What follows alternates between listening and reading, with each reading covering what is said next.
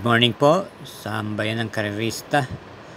On the air lang po tayo mga Kelos TV para sa araw to, Miyerkules, May 8, 2024 upang ihatid ng aking mga giya.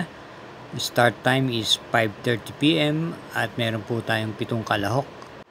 Sa punto pong ito, akin ihatid na po sa inyo ang aking mga giya, kaya halina po at samahan niyo ako. Karera numero 1, start po ng winner take all. Ito po ay magsisimula sa race 1 to 7 at ang start time is 5:30 PM. Ito po ay isang 3-year-old and above maiden race. Distance 1,200 meters, may 6 entries. Ang ating pong first choice at sisingilin na po natin yung numero 4 Warship na papanubayan ni KB Abobo. Ito po ay kung atin titingnan ng mga nakaraang preba nito, ito po ay galing sa isang karerang novato race na pinalunan po ni Worshipful Master at natitimbang na rin po ito sa mga stakes race na kanyang mga sinalihan, kaya sa tingin ko batak na po ito rito, numero 4 Warship sa race 1. Karera numero 2, ito po ang start ng Peak 6, races 2 to 7, distance 1,200 meters, ang class 4, split group 16 to 21. Meron po tayong 7 entries dito. Ang ating pong first choice dito, yung number 5 Israel, na papatnubayan po ni JR De Ocampo. Ito po ay may angkin remate sa kanyang pinakahuling takbo itong linggo lang po ito. Ito po ay dumating lang po ng segundo pwesto kay Batang Kangkalo. Maganda na po ang ikinikilos nito. Atin namang panigunda rito yung numero 6 na Feel the Burn na rerendan po ni MM Gonzales, isang derimate. May preba po itong dumating po ito ng segunda pwesto at mabibigat po ang kanyang mga nakakalaban. Kaya para dito sa karera numero 2, pampremera natin numero 5 Israel at panigundo yung numero 6 Feel the Burn. Karera numero 3, may distansyang 1,200 meters, isang class 5, group 5 for non-placers. At start ng Peak 5, races 3 to 7, meron tayong 8 entries. Ang ating pong first choice dito yung numero 2 Headstrong na tapos manggaling sa mahabang bakasyon.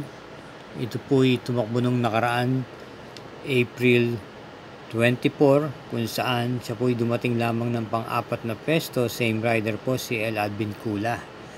Bago po ito na bakasyon ng matagal, maganda naman po ang mga ikinikilos nito. Ito po yung madalas na nasisigunda po ng dihado, kaya may buti po ito. Ang atin pong panigunda rito ay yung numero 6 Marangal na may angkin tuling at papatnubayan po ni PR Dilema.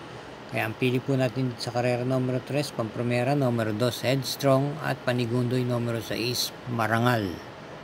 Karera numero 4, ito po ang start ng Peak 4, races 4 to 7, isang class 5, group 5 split 4 placers, may distansyang 1,200 meters, may 8 kalahok tayo rito. Ang ating pong first choice dito yung kalahok numero 8 Ivan na may angkin tuling at muling renda ni B. Ardonia. Sa aking tingin, sa pagbukas pa lang ng aparato, sa kanya na po ang unang lundag. Wala pong ganong katulingan dito na maaring sumabay sa kanya. Atin naman pong panigunda rito yung derimating numero 2 na Himanshi na papanubayan ni JR De Ocampo. At panersera po natin yung isa pang derimating numero 6 Rahabago ni JD Flores na dumating lamang po ng pang-5 pwesto noong April 26 sa kabayang nanalong Lightning Bolt. Kaya ang pili po natin sa karera numero 4, pang-primera yung numero 8 Ivan, panigunda numero 2 Himanshi at panersera yung numero 6 Rahabago. Mga katrokis, para po sa mga updated natin mga giya, huwag po tayong makakalimot na mag-subscribe, paki-share at hit ang like button. Salamat po. Karera numero 5, distance 1,200 meters, isang class 5 split group 11 to 15 with 8 entries.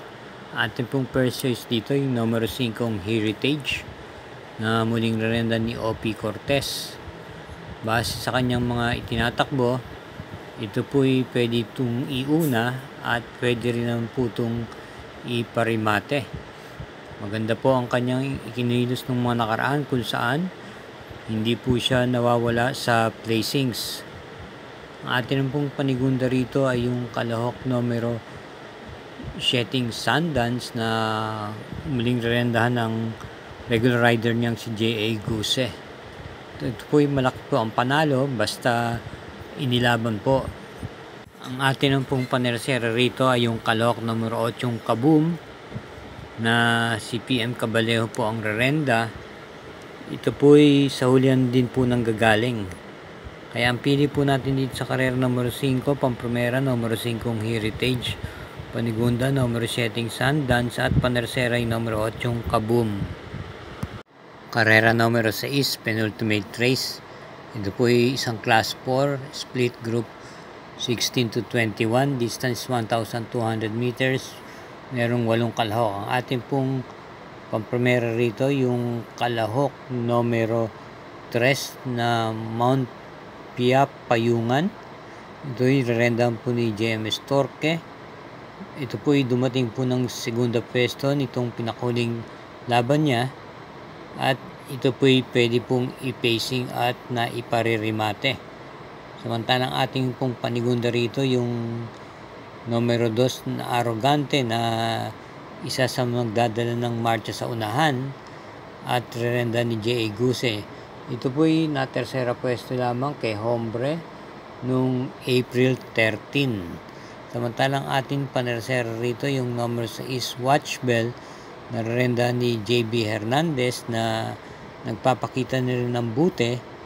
Itong mga nakaraang takbo niya, ito po ay dumadating po ng mga 5th pwesto hanggang 4th pwesto. Kaya manmanan na po natin to.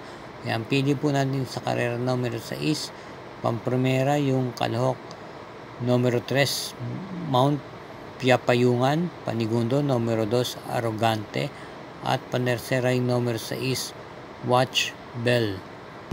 Karera numero 7, last daily double para tingnan po ng winner take all, pick 6, pick 5 at pick 4. Ito po ay isang class 5 split group 6 to 10 with 8 entries. Ang ating pong first choice dito yung kalahok numero 4 Modern Stroke na muling rendan po ni M. De Jesus. Kagagaling lang po sa panalo nito nung pinakahuling takbo niya. Ito po ay may angkin remate. Ang ating pong panigunda naman dito ay yung kalahok numero 7 Double Happiness na rerenda ni M.E. De Ocampo.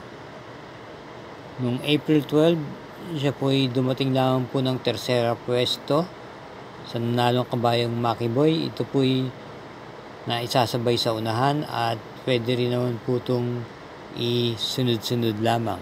Ang ating pong panersera rito ay yung kalahok numero 5 Bang na katatakbo lang po nitong nakaraan linggo. Huwag lang po maninigit sa aparato nito, ay malaki po ang tsansa rin ito. Ito po isasakyan ni R.C. Suson. Kaya ang pili po natin dito sa karera numero 7, pampromera numero 4 Modern Stroke, panigundo yung numero 7 Double Happiness at panersera yung numero 5 Bang. Dito po muli tayo nagtatapos.